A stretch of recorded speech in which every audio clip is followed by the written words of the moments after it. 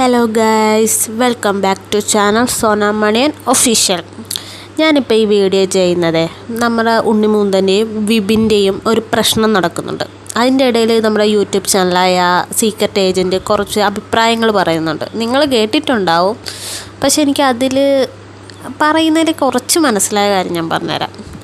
ഡാ മോനെ, ഒരു ദിവസം പാതിരാത്രി വന്ന് ഉണ്ണിമൂന്തനം പറഞ്ഞു, പിറ്റേന്ന് രാവിലെ വന്ന് വിപിനെ കുറ്റം പറഞ്ഞു, പിന്നെ രാത്രി വന്ന് വീണ്ടും ഉണ്ണിമൂന്തനെ പറഞ്ഞു. നിൻ്റെ നിലവാരം അത് നീ വീണ്ടും വീണ്ടും തെളിയിക്കുകയാണോ സീക്രട്ട് ഏജൻറ്റ്? ഞാൻ ഇവൻ്റെ ഒരു വീഡിയോ കാണിച്ചത്, ഈ സീക്രട്ട് ഏജൻറ്റിൻ്റെ. അത് കണ്ടിട്ട് നമുക്ക് ബാക്കി സംസാരിക്കാം. എൻ്റെ ഒരു നട്ടപ്പാതിര വീഡിയോയ്ക്ക് നിങ്ങൾ ഇത്രത്തോളം വെയിറ്റ് ചെയ്ത് കാണില്ല. ഈ ഒരു നട്ടപ്പാതിര വീഡിയോയ്ക്ക് നിങ്ങൾ ഭയങ്കര വെയിറ്റിംഗ് ആവുമെന്ന് എനിക്കറിയാം.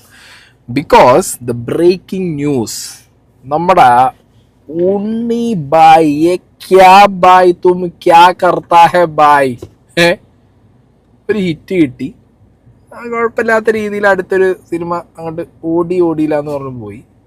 എന്നാൽ ആ കിട്ടിയ ഹിറ്റ് കൊണ്ട് അതിന് മുമ്പുണ്ടായിരുന്ന കുറേ ഇമേജൊക്കെ ഒന്ന് മാറി ഒന്ന് സെറ്റായി വന്നപ്പോഴത്തേക്കും തും ക്യാ കർത്താ ഹെ യേ ക്യാ ഹെ ബായ്.